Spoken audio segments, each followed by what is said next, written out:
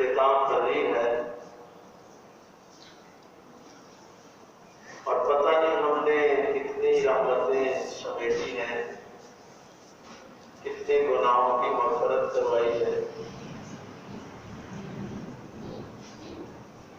اصل میں جو اکثر بات میں آپ سے کرتا رہتا ہوں،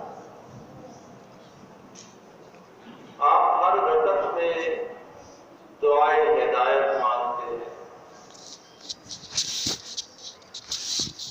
ہر رکعت میں آپ سورہ فاتحہ پڑھتے ہیں اور اس میں پھر دعائے ہدایت جو ہے اہدنا الصراط المستقیم، اللہ سے ہدایت کرتے ہیں۔ ہدایت کے بنیادی طور پہ تو ویسے دو معنی تشریح نے لکھے ہیں، کچھ لوگوں نے تین بھی لکھے ہیں۔ ایک ہے سیدھے راستے کا علم ہونا،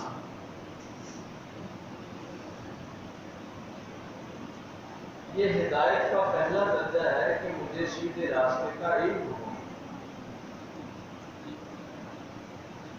اور پھر اس سیدھے راستے پر چلنا، یہ ہدایت کا دوسرا درجہ ہے۔ اور جن لوگوں نے تیسرا درجہ بیان کیا ہے وہ یہ کہتے ہیں کہ سیدھے راستے کا علم بھی ہو،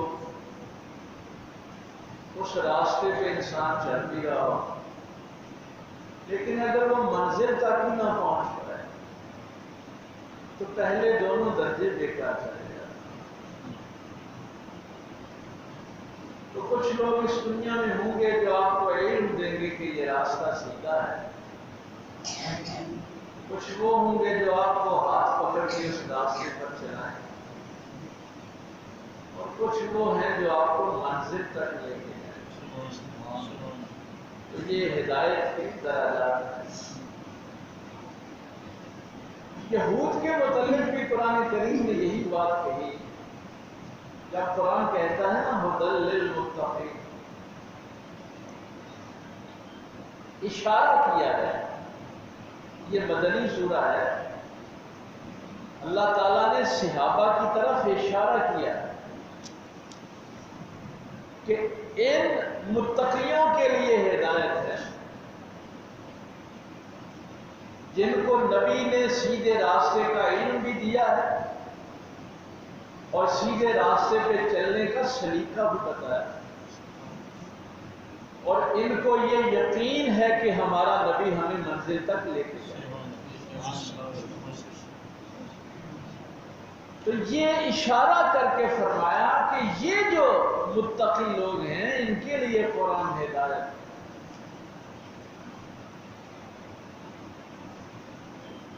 اب بات تو صرف قرآن کریم یہ کہتا ہے، یہاں آگے چونکہ یہود کے ساتھ مخاطب ہے قرآن،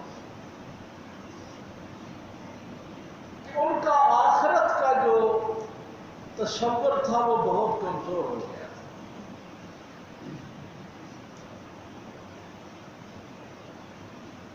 میں نے یہ زندگی گزار کے اپنے اللہ کے حضور پیش ہونا ہے، اور پیش ہونے کے لیے دو چیزیں ہیں میرے سامنے، ایک ایمان اور ایک عمل صالح۔ ان دو چیزوں کے ساتھ میں نے اللہ کے حضور پیش ہونا۔ ایمان، اس نے میں نے آپ کو تفصیل سے عرض کیا تھا کہ روزے بھی ایمان والوں کے ساتھ، سیدھے راستے کا علم ہو جائے اور اپنی تمام محبوب چیزیں جس پہ آپ قربان کر دیں اس کو ایمان کہیں گے۔ وطن قربان کریں، یہ جو میں نے کہا نا کہ صحابہ کی طرف اشارہ کر کے یہ بات، اس لیے سینا ہاجر انہوں نے ہجرت کی ہے، مکہ چھوڑا ہے، انہوں نے اولاد قربان کی ہے، وطن قربان کیا ہے، دولت قربان کی، اپنی جان قربان کی۔ تو یہ چاروں اہم چیزیں جس پہ آپ قربان کرتے ہیں اس کو ایمان کہتے ہیں، یعنی اس شخص کو علم ہو گیا ہے کہ سیدھا راستہ کہاں۔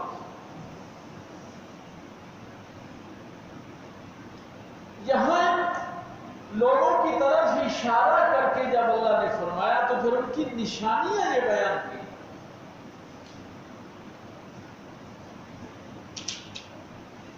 کہ یہود سرکش ہو گئے، باغی ہو گئے۔ میں نے آج کی آیت میں اسی لیے یہ تلاوت کیا سورہ نازعات سے۔ پھر اللہ فرماتا ہے وَأَمَّا مَنْ خَافَ مَقَامَ رَبِّهِ، سورہ رحمان میں تو فرمایا کہ جو اللہ کے سامنے کھڑے ہونے سے ڈر گیا، وَلِمَنْ خَافَ مَقَامَ رَبِّهِ جنتان، اس کے لیے تو جنت۔ لیکن یہاں فرمایا وَأَمَّا مَنْ خَافَ مَقَامَ رَبِّهِ وَنَهَى النَّفْسَ عَنِ الْهَوَىٰ، یہ پچھلے جمعے والی ساری بات میں اس آیت میں عرض کرنا چاہتا ہوں۔ جو اللہ کے سامنے کھڑا ہونے سے ڈر گیا، اس نے پھر اپنی خواہشوں کو روک لیا۔ یہ سارے کا سارا روزے کا فلسفہ کہ کوئی زبانی نہ کہے کہ میں اللہ سے ڈرتا ہوں۔ جو اپنی نفس کی خواہشوں کو روکتا نہیں ہے، اصل میں وہ اللہ کے سامنے کھڑا ہونے سے ڈرے گے، وہ سرکش ہے، باغی ہے۔ تو میرا اللہ فرماتا ہے کہ یہ ہدایت والے ہیں، یہ سرکش نہیں بلکہ اللہ کے سامنے کھڑا ہونے سے ڈرتے ہیں، خوف کھاتے ہیں کیسے اللہ کا سامنا کریں۔ ہم تو کمزور لوگ ہیں، بہت کمزور ہیں، اس کی مہربانی ہے، اس کے نبی کی شفقت ہے، وقت گزر رہا ہے۔ معارف القرآن مفتی شفیع صاحب کی تفسیر ہے، یہ دیوبندیوں کے بہت بڑے امام ہیں۔ میں پرسوں ان کی تفسیر دیکھ رہا تھا اور انہوں نے ایک واقعہ وہاں جو لکھا، میں یقین جانیے خود بھی بڑا خوف زدہ ہو گیا کہ پاک پیغمبر صلی اللہ علیہ وسلم کی امت پہ شفقت کتنی ہے، پیار کتنے اللہ۔ انہوں نے یہ لکھا تھا کہ یوسف علیہ السلام مصر کے حکمران بن گئے، بادشاہ بن گئے، لیکن اللہ نے یہ اجازت نہیں دی کہ آپ اپنے باپ کو پیغام بھیجیں کہ میں مصر کا بادشاہ بن گیا۔ اللہ نے یہ اجازت نہیں۔ لمبی تفصیل لکھتے ہوئے انہوں نے ایک روایت جو اس میں لکھی تھی کہ وہ جو 40 سال کا امتحان کا وقت تھا ان کا رونے کا اور بینائی کے واپس جانے کا، وہ اللہ نے پورا کرنا تھا۔ 40 سال رونا ہے جس سے بینائی واپس چلی گئی۔ کیوں؟ اللہ کے ذکر میں مشغول تھے یعقوب علیہ السلام۔ یوسف علیہ السلام ابھی چھوٹے تھے، بچے تھے، چارپائی پہ لیٹے ہوئے، تو خراٹے کی آواز آئی تو یعقوب علیہ السلام ذکر چھوڑ کر بیٹے کو دیکھنے کے لیے چارپائی کے قریب ہوئے۔ اس کو کیا مسئلہ بنا ہے، اس کی چیخ نکلی ہے۔ بس وہ لمحہ اللہ کو پسند نہیں آیا۔ فرمایا یعقوب تو نے میری طرف سے توجہ ہٹا کے بیٹے کی طرف کر لی، اب اس بیٹے کو بھی تیرے پاس نہیں رہنے دوں گا، اور یہ جو تو نے آنکھیں میری طرف سے ہٹا کے اس کی طرف کی ہیں یہ بھی نہیں رہنے دوں۔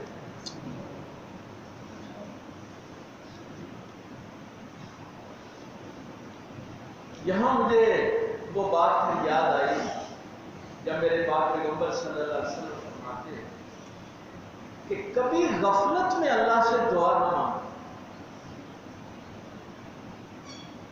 دعا کے آداب میں یہ بات میرے اور تمہارے آقا مولا سرکار مدینہ صلی اللہ علیہ وسلم نے فرمائی، کبھی غفلت میں دعا نہ مانگو۔ کہ تمہارا دھیان کسی اور طرف ہو اور تم زبان سے دعا مانگ رہے ہو۔ پھر میں اس کو جب دیکھتا ہوں نا اپنے معاشرے میں، پھر مجھے سمجھ آتی ہے کہ یہ دعائیں قبول کیوں نہیں ہوتی۔ ختم ہو رہا ہوتا ہے، ہاتھ اٹھائے ہوئے ہوتے ہیں، کوئی ادھر فروٹ وال اشارے کرتا ہوتا ہے، کوئی پیسے گننا ہوتا ہے، وہ کسی طرف توجہ، وہ کسی طرف توجہ۔ جب یہ لمحہ آتا ہے تو میرا اللہ پھر ہم سے بھی سوال کرتا ہے، ہم سے بھی پوچھتا ہے کہ کیا تمہیں مجھ سے کوئی بڑا محبوب مل گیا کہ تم نے میری طرف سے توجہ ہٹا لی؟ کوئی مجھ سے زیادہ محبت کرنے والا مل گیا؟ مجھ سے زیادہ کوئی خیر خواہ مل گیا کہ تم نماز پڑھتے بھی توجہ کہیں اور لے جاتے ہو، دعا مانگتے بھی توجہ کسی اور طرف لے جاتے ہو؟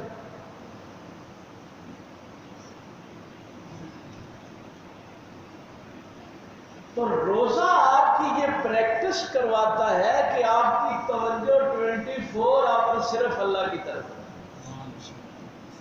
یہ آپ کو اس منزل پہ لے کے جاتا ہے۔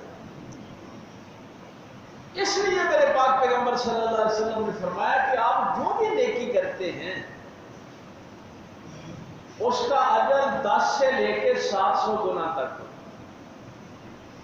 جتنا جتنا اخلاص ہوتا ہے اتنا اس کا درجہ ہو، کم از کم درجہ۔ یہ قرآن کریم نے فرمایا من جاء بالحسنۃ فلہ عشر امثالها، ایک نیکی کرو گے تو اس کی مثل 10 نیکیاں جو ہیں عطا کر دیں۔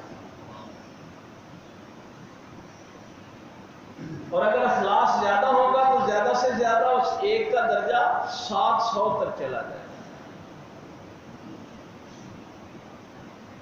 لیکن میرے آقا فرماتے ہیں صلی اللہ علیہ وسلم، فرمایا واللہ یضاعف لمن یشاء، اللہ چاہے تو اس میں بھی اضافہ کرتے ہیں، 700 گنا کو بھی بڑھا دے۔ لیکن جب روزے کی باری ہے تو مکمل توجہ اللہ کی طرف، اب فرمایا نہیں ہے نہ 10 گنا نہ 700 گنا، نہ اس سے کچھ زیادہ۔ الصوم لی وانا اجزا بہ، جس نے میرے لیے روزہ رکھا، بھائی بات پھر وہی ہے، میرے لیے روزہ، میرے لیے بھوکا رہا، میرے لیے پیاسا رہا، میرے لیے خواہش نفس کو کنٹرول کیا، بیوی کی طرف بھی نہیں دیکھا، چھوڑ دیا سب۔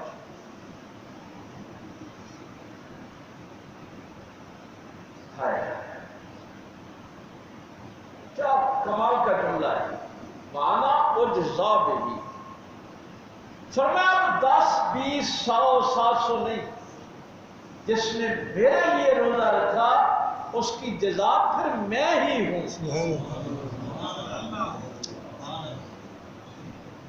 اور جس کو اللہ مل جائے باقی تمام خزانے تو اس کو خود بخود مل گئے۔ تو فرمایا کہ ایک تو ان کے اندر یہ چیز پیدا ہو گئی کہ ان کو اللہ کے سامنے جانے سے خوف نہیں آتا تھا، آخرت کا تصور ختم ہو گیا، ایمان اور عمل صالح جاتے رہتے۔ دوسرا انہوں نے موسیٰ علیہ السلام سے کہہ دیا کہ ہم تو اللہ کو دیکھ کر مانیں، ضد کی اپنے نبی سے کہ ہم نے دیکھ کر ماننا، اور فرمایا ھدی للمتقین، یہ ہے متقی جن کو ہدایت ملی، قرآن ان کے لیے ہدایت ہے۔ کیوں؟ الذین یؤمنون بالغیب، میرے نبی کے صحابہ نے اپنے پاک پیغمبر سے یہ نہیں کہا کہ ہم اللہ کو دیکھ کر مانیں گے، نبی نے کہا کہ اللہ غیب ہے، صحابہ ایمان لے آئے، اس غیب پر ایمان لے آئے۔ کیوں؟ سورہ شروع ہوا ہے الف لام میم سے۔ کچھ ہمارے ترجمہ کرنے والوں نے کہا ہے کہ یہ جو ہے نا ذالک الکتاب، یہ اشارہ الف لام میم کی طرف،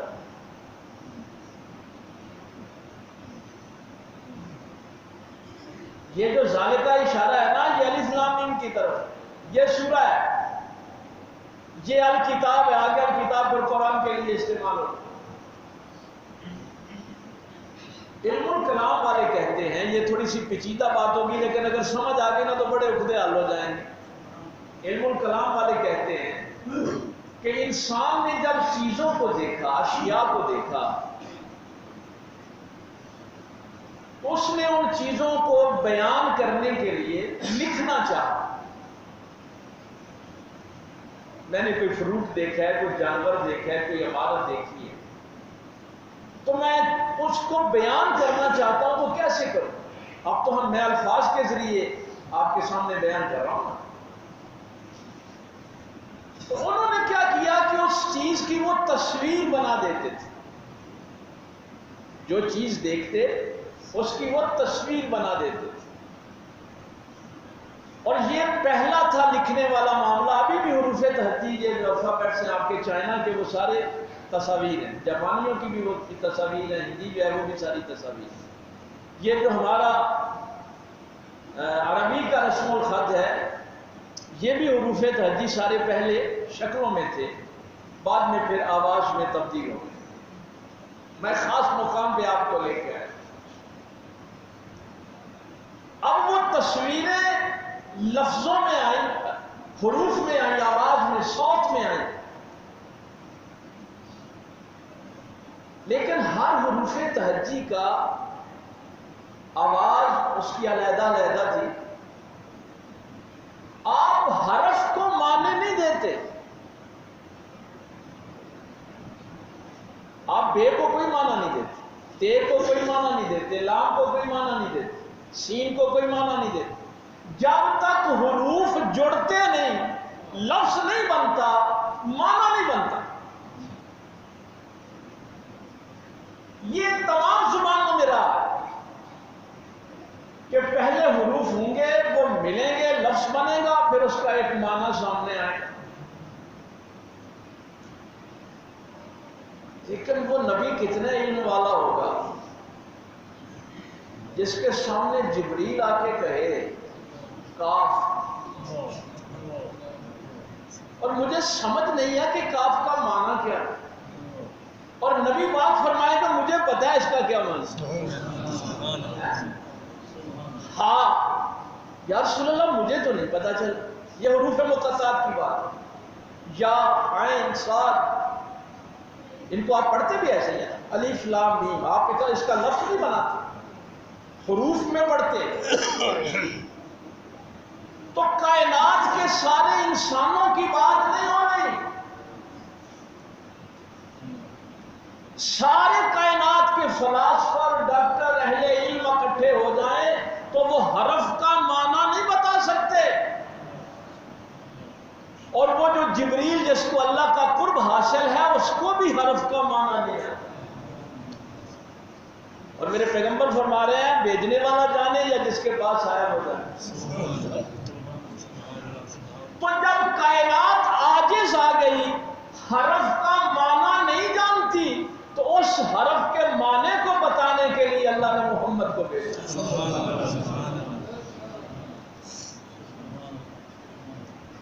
بھائی جب میں حرف کا معنی نہیں جان سکتا، جبریل نہیں جان سکتا، تو اس معنی کو بھی جاننے والی اللہ کے محبوب صلی اللہ علیہ وسلم کی ذات پاک ہے۔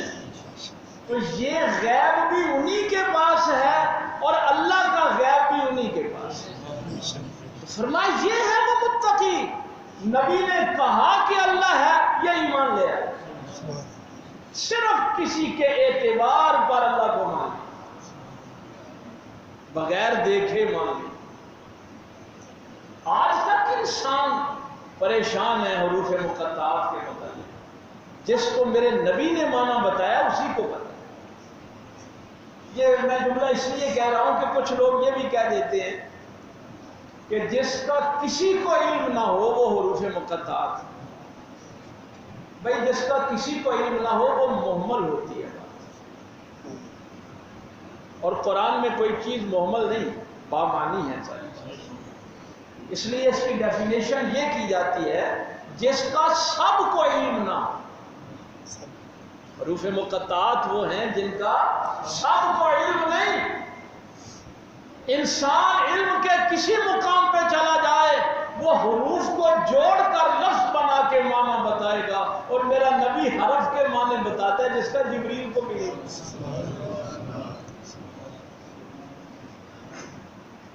فرما۔ اگلی بات ان کے اندر یہ، ایک تو یہ تھی کہ سرکش ہو گئے، اللہ کے سامنے جانے سے خوف نہیں آتا تھا، سرکشی کی۔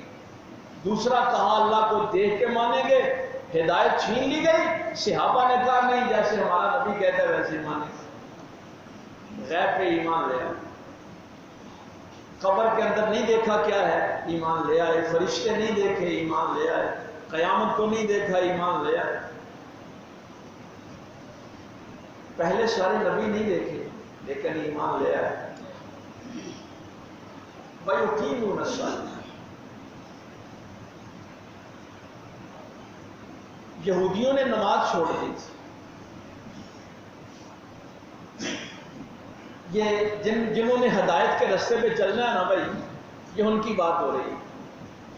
ایمان بالغیب رکھیں گے، اللہ کے سامنے جانے سے ڈریں گے، باقی نہیں۔ تیسری بات، نماز کی پوری حفاظت کریں۔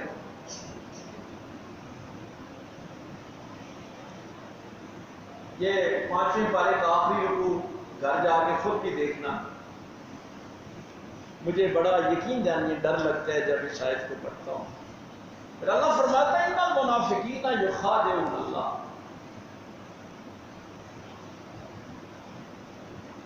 یہ منافقین کہتے ہیں، سمجھتے ہیں کہ ہم اللہ کو دھوکہ دے رہے ہیں، یعنی اوپر سے کلمہ پڑھتے ہیں، دل سے اس کے نبی کی مخالفت کرتے ہیں اور سمجھتے ہیں کہ اللہ کو دھوکہ دے رہے ہیں۔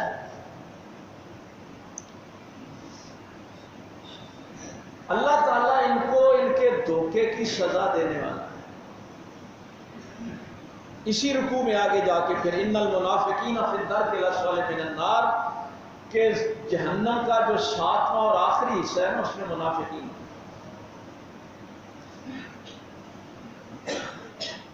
7ویں حصے میں جہاں شدید عذاب ہے وہاں منافقین، 6 میں مشرکین ہوں، 5واں جو ہے اس میں یہ سورج چاند ستاروں کی پرستش کرنے والے ہیں، 4 میں آگ کی پوجا کرنے والے ہیں، 3 میں یہودی ہوں گے، 2 میں عیسائی ہوں گے، اور پہلے میں یہ نبی پاک کی امت کے جو مسلمان گناہ کر بیٹھتے ہیں۔ یعنی 7ویں حصے سے پہلے تک آگ اتنی کم ہو گئی ہوگی، یہ بھی میرے نبی کی رحمت ہے۔ یہ گناہ گار ہیں، پہلے حصے میں کمیاں کوتاہیاں ہو گئیں، لیکن آخری حصے والے بھی کلمہ پڑھنے والے ہیں۔ میرا اللہ فرماتے ہیں ان کی نشانی، وَإِذَا قَامُوا إِلَى الصَّلَاةِ قَامُوا كُسَالَىٰ، یہ آیت یاد کرنا تمہیں۔ فرمایا جب یہ نماز کے لیے کھڑے ہوتے ہیں تو سستی کے ساتھ کھڑے، بدیاں ردیاں نماز پڑھیں۔ تو جو شوق سے نماز نہیں پڑھتا اس کو یہ کتاب ہدایت نہیں دیتی۔ سستی سے، کبھی دیکھیں میری نماز میں محبت ہے، چاہت ہے یا سستی ہے؟ یہ اللہ نے منافقوں کی نشانی بیان کی کہ نماز کے لیے کھڑے ہوں گے تو سستی کے ساتھ کھڑے ہوں گے، وہ محبت ہی نہیں ہوگی کہ میں اپنے اللہ کی بارگاہ میں سر بسر دوں۔ یراؤن الناس، یا نماز پڑھنے کے لیے آئیں گے تو لوگوں کو دکھاوے کے لیے آئیں گے۔ یا میرا ہمسایا کیا کہ گا کہ تراویاں پڑھن نہیں جاتا، فلانا دوست کیا کہ گا کہ جمعہ پڑھن نہیں جاتا۔ نماز پڑھنے آتے ہیں تو لوگوں کے دکھاوے کے لیے آتے ہیں۔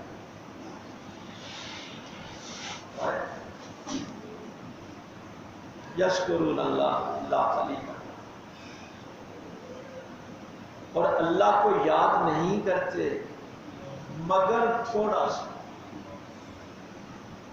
जाखिए कोई दुरूद शरीफ भाई 100 बारी पढ़ लो तो आखिर के 10 बारी बड़ा नहीं, तबीयत ही माइल नहीं ना हो। या इस्तिग़फ़ार पढ़ लो आखिर 3 बारी बड़ा, तरावियां 8 बड़ियां ने। जब कुरान ने भाई ये सारी निशानियां बयान की हैं, दुनिया की दौलत आज कितनी दिहाड़ी बची थी 5000, कल 10,000 बचनी चाहिए, और जब सजदे की बारी आए तो नहीं 20 रकअतों के सजदे तो नहीं होने चाहिए, 8 रकअतों के सजदे होने। तो फरमाया ये अल्लाह को याद नहीं करते सिवाय थोड़ा सा।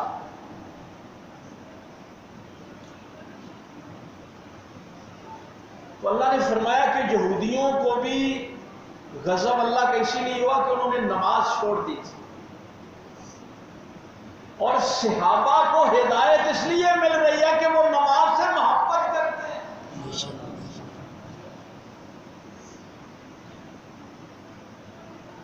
नमाज से बड़ा प्यार करते हैं।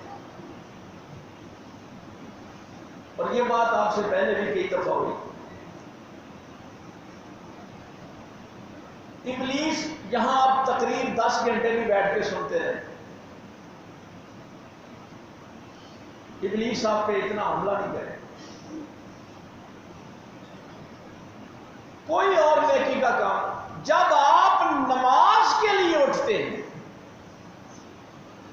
तो फिर इब्लीस पूरी ताकत के साथ आपको रोकता, नफ्स भी पूरी ताकत के साथ रोकता, इसलिए कि वो समझता है कि मुझे सजदा ना करने की वजह से निकाला गया, इसलिए मैंने भी इंसान को सजदा नहीं करना है। और अगर आपका यकीन है तो मेरे गौस पाक सरकार ने भी क्या फरमाया था कि वो बादल का टुकड़ा मेरे सर पे मेरे साथ साथ सफर कर रहा है, और एक मुकाम पे जाकर उसने मुझसे क्या कहा, अब्दुल कादिर मैं तेरा रब हूं, आज के बाद नमाज की जरूरत नहीं रही, नमाज नहीं पढ़ी,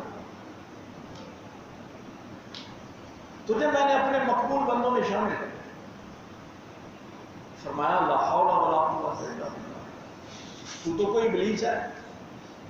अब जरा तसव्वुर करें, बंदा जंगल में जा रहा हो, बादल का टुकड़ा, फरमाया वो तहलील हुआ और शैतान अपनी असली सूरत में मेरे सामने खड़ा हो और कहने लगा अब्दुल कादिर तेरे इल्म ने तुझे बचा लिया, मैंने इस मुकाम पे बड़े बड़े औलिया को गुमराह किया।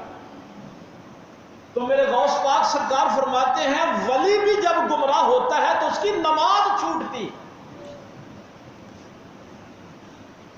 यानी तसव्वुर करें कि यानी कुरान शुरू इन बातों से हो रहा है, अल्लज़ीना युमिनूना बिल गैब व युक़ीमूनस्सलाह। फरमाया बड़ा बदबख्त है तू, जब तूने कहा था ना कि नमाज की जरूरत नहीं, तो मेरे ज़हन में फौरी तौर पे ये ख्याल आया कि अगर नमाज मुआफ होती तो सबसे पहले अल्लाह के महबूब को मांगो, नबी पाक सल्लल्लाहु अलैहि वसल्लम। तो वो जो मेरा नबी पाक से ताल्लुक है, करबला वालों को क्या जरूरत पड़ी थी कि तलवारों की छांव में भी वहां वो नमाज की हिफाजत कर रहे हैं।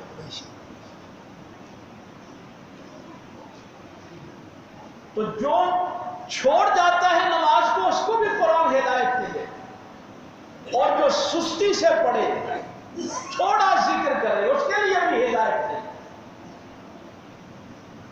कैसे पढ़े कि मेरे मौला की सरकार पे तीर लग गया, तीर निकल नहीं रहा, ऑपरेट करते हुए तकलीफ बहुत हो रही। सहाबा पता है मशवरा क्या करते, کہتے ہیں جب نماز میں کھڑے ہوں گے نا تو پھر نکال،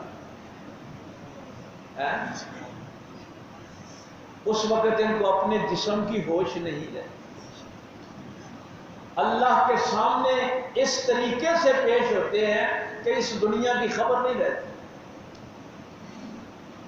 اور نماز کی حالت میں پنڈلی اپریٹ کی گئی، تیر نکالا گیا اور آپ کو پتہ بھی نہیں چلا کہ میرا کسی نے تیر کھینچ کر نکالا۔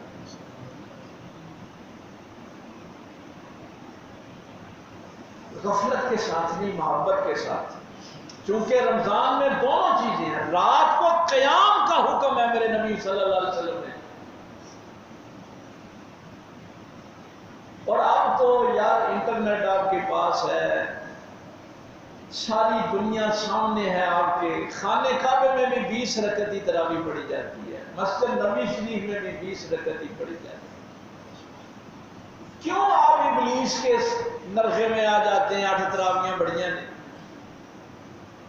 کیا یہ اللہ کے ساتھ یہ محبت ہے؟ دنیا کی طلب ہو تو کہتے ہیں 1 لاکھ اور آ جائے، 2 لاکھ اور آ جائے، اور سجدے کی اہمیت ہی کوئی نہیں ہے۔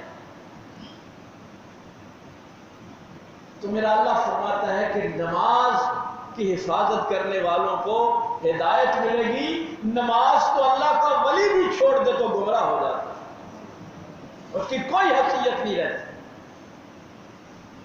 وَمِمَّا رَزَقْنَاهُمْ يُنْفِقُونَ، فرمایا بنی اسرائیل بخیل ہو گئے تھے، کنجوس ہو گئے تھے، اور میرے نبی کے صحابہ اللہ نے جو کچھ ان کو دیا ہے اس دیے میں سے خرچ کرتے۔ تو یہ قرآن ان لوگوں کو ہدایت دے رہا ہے جن کے دل میں اللہ کا خوف ہے اور انہوں نے اپنی خواہش نفس کو روک لیا۔ اور اگر ٹرینر کے دنوں میں میں نے اپنے آپ کو نہیں روکنا تو باقی 11 مہینے میں کیا روکوں گا؟ یہ بھی تو جھوٹ ہے نا، اگر ٹرینر کے دنوں میں میں نہیں روک رہا اپنے آپ کو تو باقی 11 مہینے میں نہیں کیا روکوں؟ نماز محبت سے پڑھنی، کیوں؟ میرے پاک پیغمبر صلی اللہ علیہ وسلم نے فرمایا کہ انسان کو جو سب سے زیادہ اللہ کا قرب ملتا ہے وہ سجدے کی حالت میں ملتا ہے۔ اس سے بڑا قرب انسان کو ملتا ہی نہیں ہے جب وہ ذلیل ہو کر اپنی پیشانی اس کے سامنے رکھتے ہیں۔ اب اس کے پاس دینے کو اور رہ کیا جاتا ہے؟ جب ساری دے دیا، سوچ بھی دے دی، اپنے آپ کو ذلیل کر کے اللہ کے سامنے پیش کر دیا، اللہ کے دیے ہوئے میں سے جو خرچ نہیں کرتے ان کو بھی ہدایت ہے۔ تو ایک ہدایت کا معنی یہ کہ سیدھے راستے کا علم ہو، دوسرا یہ ہے کہ اس راستے پہ چلنا کیسے ہے، اور تیسرا یہ ہے کہ نبی پاک صلی اللہ علیہ وسلم سے وابستہ ہو کر اپنی منزل کو پا لینا، یعنی اللہ کی رضا کو پانا۔ اللہ تعالیٰ آپ کی توفیق دے۔